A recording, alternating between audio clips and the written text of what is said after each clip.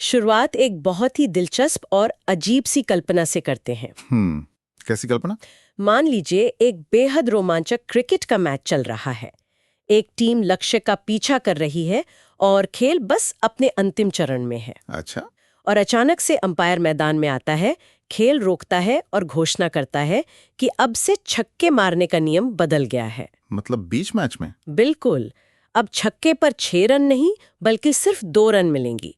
और सबसे बड़ी बात, ये नया नियम उन गेंदों पर भी लागू होगा जो पहले फेंकी जा चुकी हैं और जिन पर पहले ही छक्के लग चुके हैं। ये तो पूरी तरह से बेतुका है ना? ये सुनकर किसी को भी अनुचित ही लगेगा। खेल शुरू होने के बाद नियमों को इस तरह बीच में बदलना किसी भी लिहाज से सही नहीं ठहराया जा सकता। एकदम सही कहा। ऐसा तो गली क्रिकेट में भी नहीं होता। वही तो। लेकिन क्या कोई बहुत बड़ा संस्थान, कोई विशालकाय सरकारी या अर्ध सरकारी सिस्टम किसी आम इंसान की जिंदगी से जुड़े ऐसे नियम बीच में बदल सकता है? ये एक बहुत ही गंभीर सवाल है, खासतौर पर तब जब बात किसी परिवार के अस्तित्व, उनके गुजारे और उनके भविष्य की हो। बिल्कुल। और आज के इस डीप डाइव में, यानी हमारे इस गहन विश्लेषण में, इसी जटिल सवाल की तह तक जाने की कोशिश होगी। तो आज का हमारा मुख्य स्रोत क्या है? आज का विषय राजस्थान उच्च न्यायालय की जयपुर बेंच का एक बेहद महत्वपूर्ण और आंखें खोल देने वाला कानूनी फैसला है। ये फैसला 2 मार्च 2017 को माननीय जस्टिस कंवलजीत सिंह आहलूवालिया ने सुनाया था। और इस केस का नाम क्या था? ये मामला था विनोद कुमार शर्मा बनाम state bank of Bikaner and Jaipur. और आज का हमारा मिशन यही समझना है कि जब किसी कर्मचारी का नौकरी के दौरान निधन हो जाता है तो उसके परिवार के अधिकारों की रक्षा कैसे होती है। देखिए, कानूनी मामले अक्सर बाहर से देखने पर बहुत ही नीरस लगते हैं। भारी भरकम शब्दों और धाराओं के जाल में न असली बात कहीं छिप सी जाती है। हाँ, बिल्कुल छिप जाती है। लेकिन अगर उन परतों को ध्यान से हटाया जाए तो उनमें इंसानी संघर्ष, एक आम आदमी की बेबसी और सबसे बढ़कर सिस्टम की उन बड़ी खामियों की बहुत गहरी कहानियां मिलती हैं। और ये भी पता चलता है कि कैसे अदालतें नौकरशाही की उन तकनीकी उलझनों को सुलझाती हैं जिन्हें जानबूझकर खड़ा किया जाता है। सही बात है। ये मामला सिर्फ एक व्यक्ति को नौकरी मिलने या ना मिलने तक सीमित नहीं है। तो फिर इसका दायरा कितना बड़ा है? ये इस बात की एक बहुत बड़ी नज़ीर है कि नीतियां कैसे काम करनी चाहिए और एक लोकतांत्रिक देश में हमारे संविधान और कल्याणकारी योजनाओं के बीच आखिर क्या संबंध है। ये समझना वाकई बहुत दिलचस्प होगा कि सिस्टम काम कैसे करता है। तो चलिए सीधे इस कहानी की शुरुआत में चलते हैं और समझते हैं कि आखिर मामला क्या था। हाँ, चलिए शुरू करते हैं। घटना की शुरुआत होती है साल 2004 से। विनोद कुमार शर्मा जिस पूरे मामले में याचिका करता है, उनके पिता प्रकाश चंद शर्मा बैंक में एक कर्मचारी थे। State bank of Bikaner and Jaipur में। हाँ, 23 जून 2004 को नौकरी के दौरान ही उनका अचानक निधन हो गया। और कानूनी या प्रशासनिक भाषा में इस स्थिति को डाइंग इन हार्नेस कहा जाता है। इसका मतलब सेवा काल के दौरान मृत्यु। राइट, बिल्कुल। जब कोई कर्मचारी ड्यूटी पर रहते हुए या अपनी सर्विस के सालों में ही गुजर जाता है। अब उस समय बैंक में अनुकंपा नियुक्ति, जिसे अंग्रेजी में कंपैशनेट अपॉइंटमेंट कहते हैं, उसकी योजना पूरी तरह से लागू थी। और इसका सीधा सा मतलब ये था कि अगर किसी कर्मचारी की मृत्यु हो जाए तो उसके परिवार को सड़क पर आने से बचाने के लिए किसी एक आश्रित को नौकरी दी जाती थी। तो परिवार ने भी बिना समय गवाए बैंक के तत्कालीन नियमों के अनुसार इस नियुक्ति के लिए आवेदन कर दिया। यहाँ तक तो सब कुछ बहुत सीधा और स्पष्ट लग रहा है। हाँ, लग तो रहा है। लेकिन फिर क्या हुआ? यहीं पर ध्यान देने वाली बात आती है और यहीं से पूरी समस्या की जड़ शुरू होती है। समय और परिस्थितियां। मतलब जब 2004 में ये दुखद घटना घटी, तब नियम पूरी तरह से उस परिवार के पक्ष में थे। बिल्कुल। परिवार ने अपनी तरफ से सारी औपचारिकताएं पूरी कर दी थी, लेकिन बैंक ने इस आवेदन पर तुरंत कोई फैसला नहीं लिया। जो कि बड़े संस्थानों ने अक्सर होता ही है। फाइलें बस एक मेज से दूसरी मेज पर खिसकती रहती हैं। महीनों बीत गए और फिर इस कहानी में एक बहुत बड़ा ट्विस्ट आता है। 22 दिसंबर 2005 को, यानी पिता की मृत्यु के लगभग 1.5 साल बाद। हाँ, बैंक अचानक एक नई योजना ले आया। इस नई योजना का नाम रखा गया एक्स ग्रेशिया स्कीम। आसान शब्दों में कहें तो बैंक ने अनुकंपा के आधार पर नौकरी देने की जो पुरानी योजना थी, उसे पूरी तरह से खत्म कर दिया और उसकी जगह ये नियम बना दिया कि अब नौकरी के बदले सिर्फ एक मुश्त राशि दी जाएगी। एक लंप सम अमाउंट। बिल्कुल, एक बार में पैसा दे दिया जाएगा। लेकिन एक मिनट रुकिए, यहाँ मैं थोड़ा डेविल्स एडवोकेट बनकर सोचने की कोशिश कर रही हूँ। हाँ, बताइए। क्या ये कोई बहुत बड़ी समस्या है? मतलब कॉर्पोरेट दुनिया में या किसी भी बड़े संस्थान में नीतियां तो बदलती ही रहती हैं। वो तो है। अगर कोई बड़ी टेलीकॉम कंपनी अपनी शर्तें रातों रात बदल दे तो कोई कुछ नहीं कर सकता। अगर बैंक को लग रहा था कि हर मृतक कर्मचारी के आश्रित को नौकरी देना आर्थिक रूप से सही नहीं है, तो उन्होंने नियम बदल दिया। इसमें इतना विवाद क्यों हुआ? ये तर्क सुनने में बहुत व्यवहारिक लगता है, लेकिन निजी कंपनियों के कॉन्ट्रैक्ट और एक राज्य के अधीन आने वाले बैंक की कल्याणकारी योजनाओं में जमीन आसमान का फर्क होता है। अच्छा, तो विवाद नियम बदलने का नहीं था? नहीं, विवाद इस बात का था कि वो नियम किस पर लागू किया जा रहा था। बैंक ने इस नई एक्स ग्रेशिया स्कीम में चुपके से एक क्लॉज 14 डाल दिया था। और ये क्लॉज 14 क्या था? यही इस पूरे मामले की सबसे बड़ी फांस बन गया। इस क्लॉज में स्पष्ट रूप से ये लिख दिया गया कि अनुकंपा नियुक्ति के जितने भी पुराने आवेदन बैंक के पास लंबित पड़े हैं, उन सभी पर अब ये नया नियम लागू होगा। अरे बाप रे! मतलब जिन लोगों ने पुरानी योजना के तहत नौकरी के लिए आवेदन किया था और बैंक की सुस्ती की वजह से जिन पर फैसला नहीं हुआ था, उन सबको अब नौकरी नहीं मिलेगी। बिल्कुल। अब उन्हें नौकरी के बदले सिर्फ वो एक मुश्त राशि दी जाएगी। कानूनी भाषा में इसे पूर्वव्यापी प्रभाव या रिट्रोस्पेक्टिव इफेक्ट कहा जाता है। ये तो बिल्कुल उसी क्रिकेट मैच वाले अंपायर की तरह हो गया जिसने खेल के बीच में पुराने छक्कों के रन भी कम कर दिए। एकदम सटीक उपमा है ये। मतलब बैंक ने खुद ही फैसला लेने में 1.5 साल की देरी की और फिर अपनी ही देरी का फायदा उठाकर कह दिया कि अब तो नियम बदल गए हैं। यही तो मूल सवाल तो यही खड़ा होता है कि क्या 2005 में बना कोई नया नियम उन लोगों पर थोपा जा सकता है जिनके परिवार के सदस्य की मृत्यु 2004 में ही हो गई थी। और इसी बिंदु पर अदालत को हस्तक्षेप करना पड़ा होगा। हाँ, लेकिन इस पूर्वव्यापी प्रभाव वाली बहस में गहराई तक जाने से पहले हमें इस अनुकंपा नियुक्ति के पीछे के वास्तविक दर्शन को समझना होगा। वो क्यों? क्योंकि अदालत ने अपने फैसले में इस पर बहुत विस्तार से चर्चा की है। ये जानना जरूरी है कि आखिर ये व्यवस्था काम कैसे करती है और इसका कानूनी आधार क्या है। हाँ, इस पर बात करना बहुत जरूरी है, क्योंकि आमतौर पर एक धारणा ये बन जाती है कि क्या सरकारी नौकरी किसी पुश्तैनी जमीन या पिता की संपत्ति की तरह है कि पिता के गुजर जाने के बाद वो सीधे वसीयत की तरह बेटे को मिल जाए। हाँ, क्या ऐसा कोई जन्मसिद्ध अधिकार होता है? ये बहुत ही अहम सवाल है और अक्सर इसे लेकर बहुत गलतफहमियां होती हैं।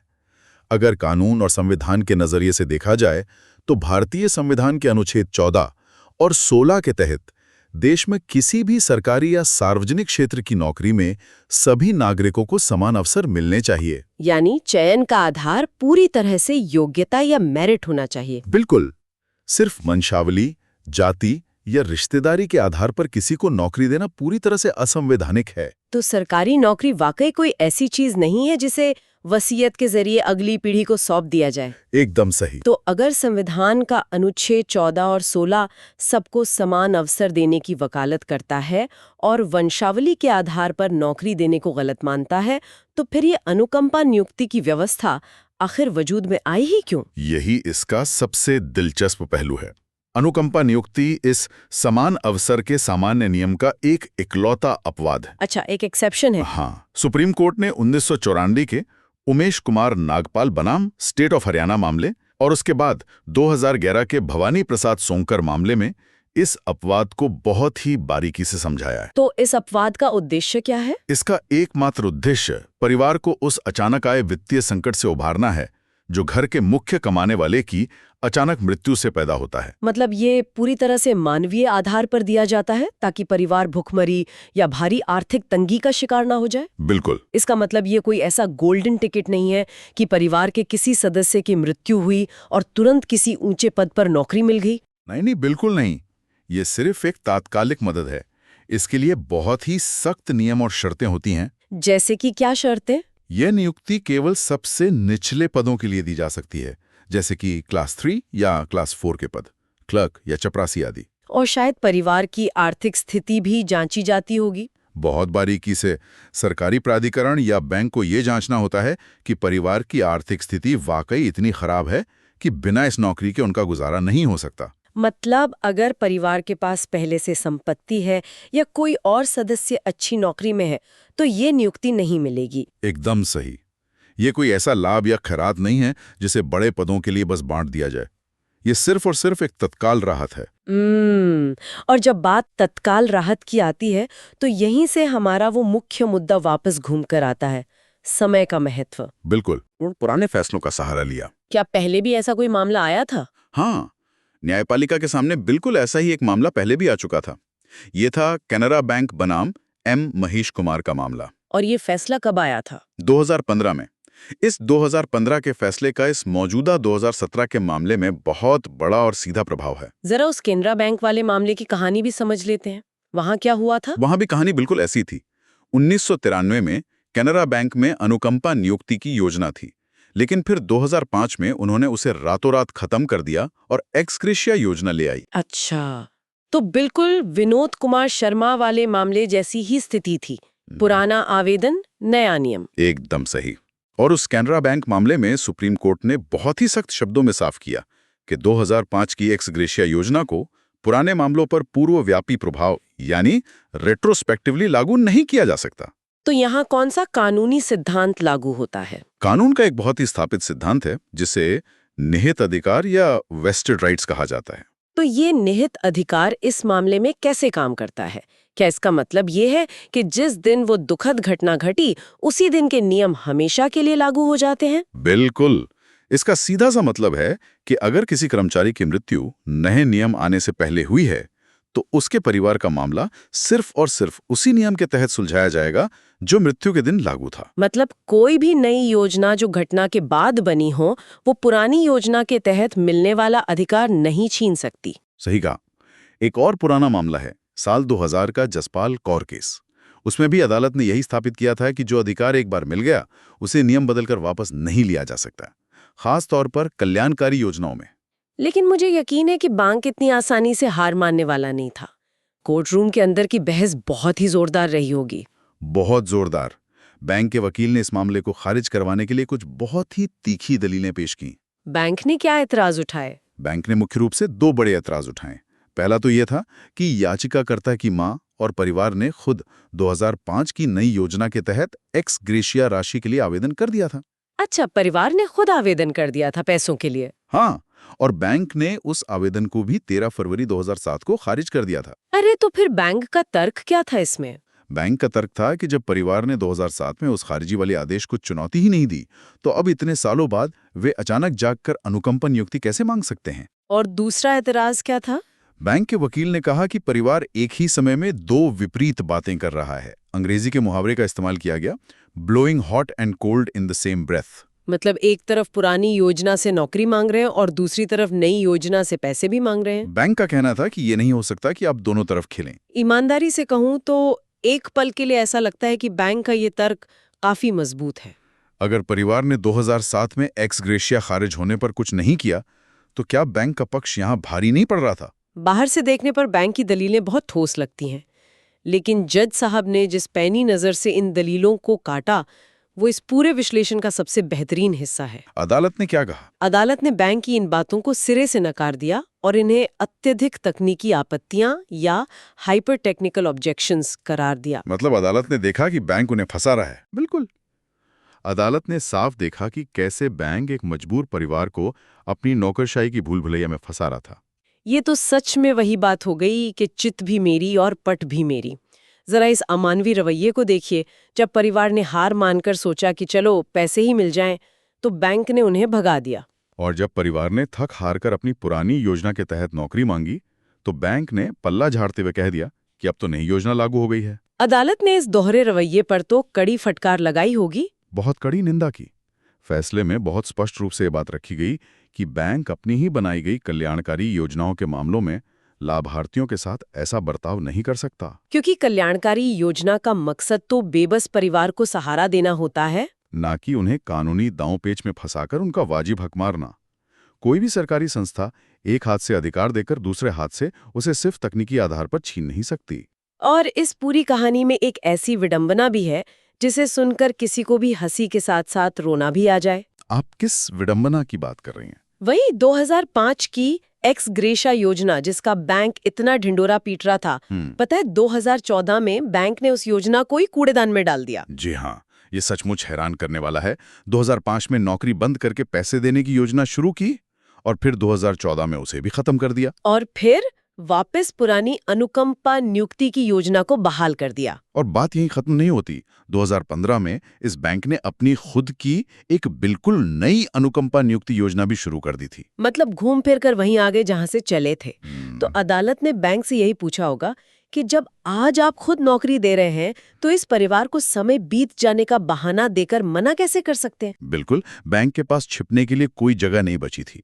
उनका तर्क पूरी तरह से निराधार साबित हो चुका था। तो अब बारी आती है अंतिम फैसले की। इतनी लंबी बहस और बैंक की तमाम तकनीकी दलीलों की धज्जियां उड़ाने के बाद अंततः जस्टिस अहलुवालिया ने अपना फैसला सुनाया। ये मामला एक रिट याचिका के जरिए आया था ना? हाँ, जब किसी नागरिक को लगता है कि कोई सरकारी संस्था उसके अधिकारों का हनन कर रही है तो वो सीधे हाईकोर्ट का दरवाजा खटखटा सकता है। अदालत ने बहुत कड़ा फैसला दिया। और फैसले का सबसे मुख्य बिंदु यही था कि सुप्रीम कोर्ट का जो केनरा बैंक वाला फैसला था वो इस बैंक के लिए पूरी तरह से बाध्यकारी है। अदालत ने बैंक को कड़े शब्दों में निर्देश दिया कि उसे याचिकाकर्ता को अनुकंपा नियुक्ति देने पर विचार करना ही होगा। और सबसे महत्वपूर्ण बात ये, विचार उसी पुरानी योजना के तहत होना चाहिए जो 2004 में लागू थी। एग्जैक्टली।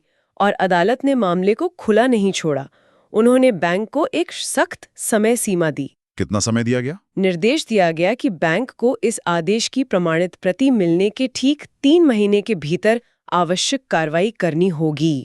ये तो उस पूरे सिस्टम की हार थी जो नियमों को अपनी सुविधानुसार तोड़ना चाहता था। अगर इस पूरे विश्लेषण का एक निचोड़ निकाला जाए तो ये साफ हो जाता है कि अदालत का ये फैसला सिर्फ कानूनी धाराओं का पुलिंदा नहीं है, बल्कि ये प्रमाण है कि कानून का अंतिम लक्ष्य कल्याणकारी योजनाओं के मूल उद्देश्य की रक्षा करना होता है। बिल्कुल। जब बड़ी संस्थाएं रेट्रोस्पेक्टिव इफेक्ट जैसे शब्दों की आड़ लेकर आम लोगों के अधिकार छीनने की कोशिश करती हैं तो संविधान वहां ढाल बनकर खड़ा होता है। और ये सुनिश्चित करता है कि खेल शुरू होने के बाद कोई भी सिस्टम अपनी मर्जी से नियम नहीं बदल सकता। निहित अधिकार हमेशा सुरक्षित रहने चाहिए। ये सचमुच न्याय व्यवस्था की ताकत का एक बेहतरीन उदाहरण है। लेकिन इस पूरी कानूनी जीत और लंबी कहानी में एक ऐसा पहलू भी है जो सामने मौजूद तारीखों में ही कहीं गहराई में छिपा हुआ है। ये आज का अंतिम और सबसे विचारणीय बिंदु है जिस पर गहराई से सोचना बहुत जरूरी है। जरा इन तारीखों के सफर पर गौर करें। हाँ, बताइए। कर्मचारी की मृत्यु होती है साल 2004 में। परिवार का एक्स ग्रेशिया का आवेदन खारिज होता है 2007 में। याचिका दायर होती है 2013 में और अंततः फैसला आता है 2017 में। और 13 साल लग गए। वही तो। अनुकंपा नियुक्ति का पूरा आधार यही है कि परिवार को अचानक आए वित्तीय संकट से उबारने के लिए एक तत्काल राहत दी जाए। ये एक इमरजेंसी रिस्पॉन्स है। बिल्कुल सही बात है। तो सोचने वाली सबसे बड़ी बात यह है कि जब किसी परिवार को तत्काल राहत देने वाली योजना का कानूनी फैसला आने में ही पूरे 13 साल लग जाएं, तो क्या न्याय की इस अत्यंत धीमी प्रक्रिया के कारण उस कल्याणकारी योजना का मूल उद्देश्य ही कहीं ना कहीं दम नहीं तोड़ देता? बहुत गहरा सवाल है। 13 सालों तक वो बेबस परिवार उस रोजमर्रा के वित्तीय संकट से कैसे जूझा होगा जिसके लिए ये तत्काल राहत बनाई गई थी? क्या न्याय मिलने में हुई इतनी देरी खुद अपने आप में एक अन्याय नहीं बन जाते? ये एक ऐसा चुपता हुआ सवाल है जो हमारे सिस्टम की रफ्तार और नौकरशाही की संवेदनहीनता पर एक बहुत बड़ा प्रश्न चिन्ह लगाता है। बिल्कुल, ये सोचने पर मजबूर कर देता है। इसी गहरे विचार के साथ हम आज के इस डीप डाइव का समापन करते हैं। उम्मीद है कि ये गहन विश्लेषण सभी को इस अहम मुद्दे पर सोचने के लिए जरूर प्रेरित करेगा। सुनने वालों के लिए और हमारे साथ जुड़ने के लिए बहुत बहुत धन्यवाद।